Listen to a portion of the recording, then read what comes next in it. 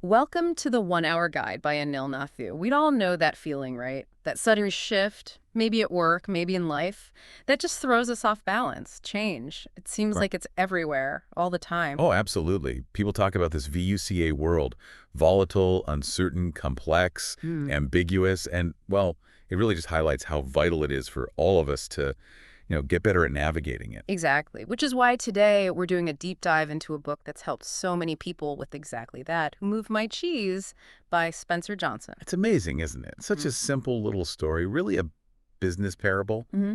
but it just clicks with people. It really The does. whole metaphor, cheese being whatever we want in life, success, health, love, whatever. Yeah, and the maze being like where we look for it, our jobs, our communities. It's just instantly relatable. And the characters. You've got the mice, Sniff and Scurry, and then the little people, Hem and Haw, their reactions when the cheese disappears. Well, it's a perfect mirror for how we react to change, isn't it? Totally. The mice just adapt, sniff around, start searching again, hem and haw.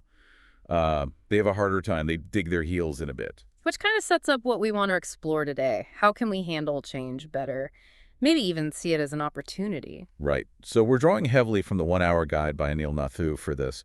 It breaks down 13 really helpful lessons based on the book. Think of it like a practical guide, helping you navigate change with a bit more confidence, maybe even grace. And we've got a handy way to remember these 13 lessons from the 1 Hour Guide. The mnemonic change is vital. Each letter stands for one of the key lessons we'll be talking through. Sounds good. Okay, so let's jump in with the first one. The C in change is vital. Change is inevitable and natural. Yeah, this is really the starting point, isn't it? The whole story kicks off because the cheese at Cheese Station C just vanishes. Mhm. The book presents it as just, well, something that happens in the maze. The 1 Hour Guide really hammers this home. Nothing lasts forever. We see it constantly in business. You think about Blockbuster, Kodak, even BlackBerry, huge companies. Right? Giants in their day. But they didn't adapt or didn't adapt fast enough to, digital cameras, streaming smartphones. And then you have companies like Netflix or Amazon who just kept evolving, changing. It's a stark contrast. And you see the human side with him. He's just in denial. It's not fair. The cheese should be here. Oh, yeah. It's so easy to get stuck there, wishing things would just stay the same. Huh. But eventually he gets it. He writes on the wall, change happens. Meanwhile, Sniff and Scurry, they were already gone. They noticed the cheese supply dwindling. Maybe it tasted older. The little signs. And that's a key takeaway the 1 Hour Guide points out for leaders, really for anyone. Cultivate that awareness. It suggests practical things like, regularly reviewing your plans, tracking leading indicators, encouraging people to speak up about what they're noticing. Investing in learning, staying curious.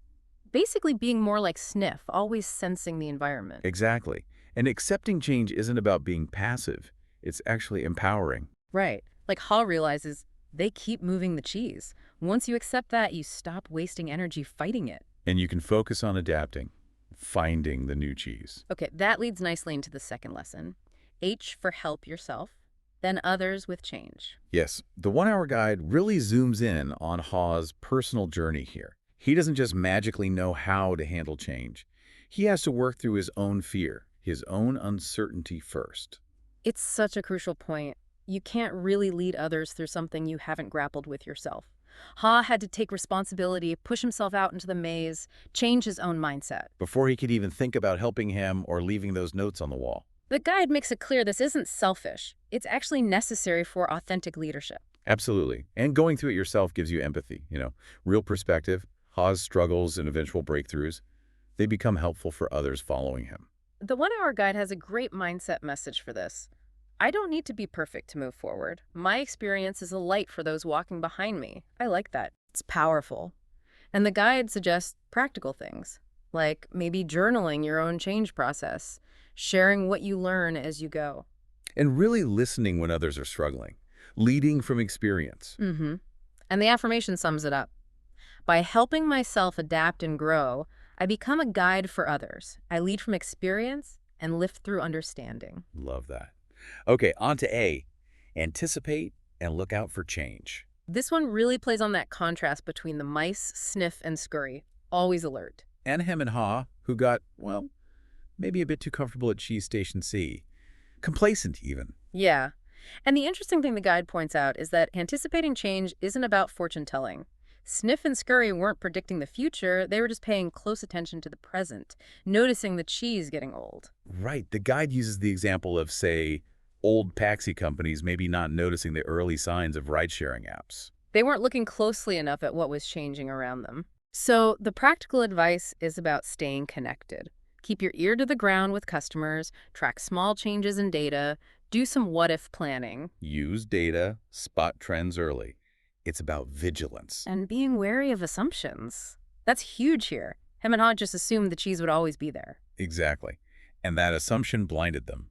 Hawes note, smell the cheese often so you know when it's getting old, is so simple, but so wise. Question your assumptions. Don't take success for granted. The guide suggests things like regular team check-ins, actively seeking feedback, watching performance dashboards, keeping an eye on the industry. Fostering a culture where people feel safe pointing out, hey, this seems to be changing. Yeah, it's about creating that collective awareness, expecting the unexpected, staying agile. It gives you time to react, time to plan. Crucial time. Okay, next lesson. N for new cheese is always out there. This is such a hopeful message, especially when you're facing a loss. You see him stuck in scarcity thinking, the cheese is gone. It's over. Well, Haas starts to develop this abundance mindset.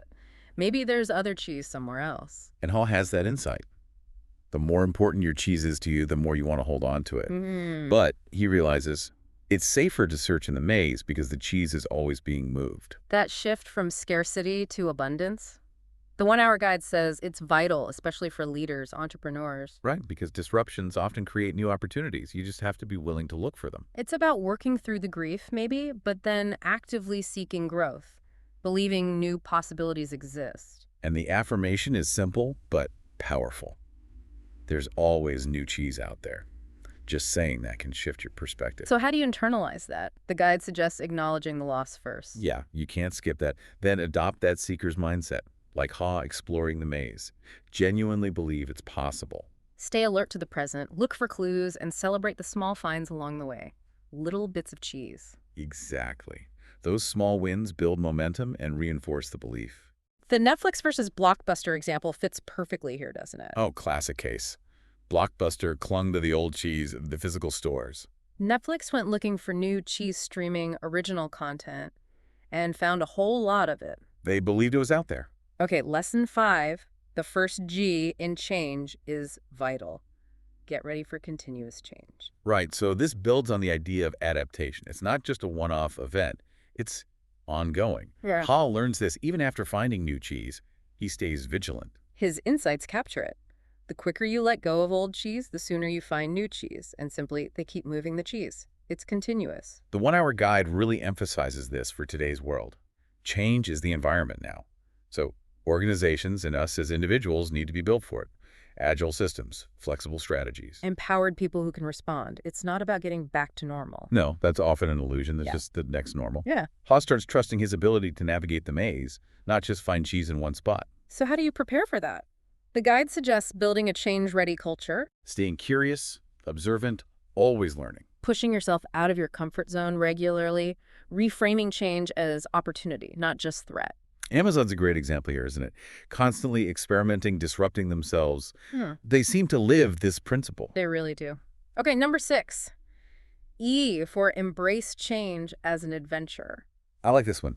It's all about mindset, how you frame the experience. Ha starts out fearful, resistant, but then something shifts. He starts exploring, gets a bit curious, even excited. Yeah, his realization. When you see that you can find and enjoy a new cheese, you change course. It's motivating. And the 1 Hour Guide digs into why this adventure mindset matters. It shifts the focus from loss to discovery, from threat to potential growth. So how do you cultivate that? The guide suggests consciously reframing. Uncertainty becomes exploration. Celebrate the small wins, stay curious, ask questions, use visualization to imagine positive outcomes, finding that new cheese. Maybe even try to keep a sense of humor about it all. Definitely helps. Think about startups like Airbnb. So much uncertainty, constant change. Yeah. But the ones who approach it with that adventurous spirit often thrive. And the act of engaging with the change moving forward actually builds energy and hope. Right. As Haw concludes, savor the adventure and move with the cheese. Don't just endure it, try to embrace the journey. Which leads us to lesson 7, I for internal change starts within. Yes, This really hones in on Ha's personal transformation. Mm. Lasting change out there, it starts in here, with our thinking, our beliefs. The guide points to Ha's turning point where he stops blaming and starts questioning himself. Why didn't I move with it sooner? And that key realization, when you change what you believe, you change what you do. So fundamental. The 1 Hour Guide argues that without that inner shift, external changes often don't stick. True. So the steps involve challenging your own assumptions, reflecting on why you react the way you do, Choosing beliefs that support growth, acting as if you already believe it. visualizing that desired future state. It's an internal job first. And taking responsibility. Ha didn't wait for him to change. He changed himself. The guide mentions Satya Nadella at Microsoft, transforming the culture by focusing on that internal shift, fostering a growth mindset. Huge impact. Definitely. Okay, 8th lesson, Hess. Swiftly adapt to change. So once you see the change, once it's undeniable, act fast. Again, the contrast. The quick-moving mice versus him, stuck in place. The cost of delay can be huge. We see in business all the time, companies reacting too slowly to market shifts. It can be fatal. Ha's wisdom here is direct. The quicker you let go of old cheese, the sooner you find new cheese. It's a call to action. So practical steps from the 1 Hour Guide? Recognize the shift, don't deny it. Let go of the old baggage, the old ways that aren't working anymore. Act decisively. Even a small step is better than none. Learn as you go. Be flexible. Iterate. And build that culture of agility around you. And viewing adaptability as a skill, something you can practice and get better at, not just some fixed trait. Like how restaurants pivoted so fast during the pandemic with online orders and delivery. That was swift adaptation in action. Great example. Okay, number 9, V is visualize to motivate action. Right, using mental imagery.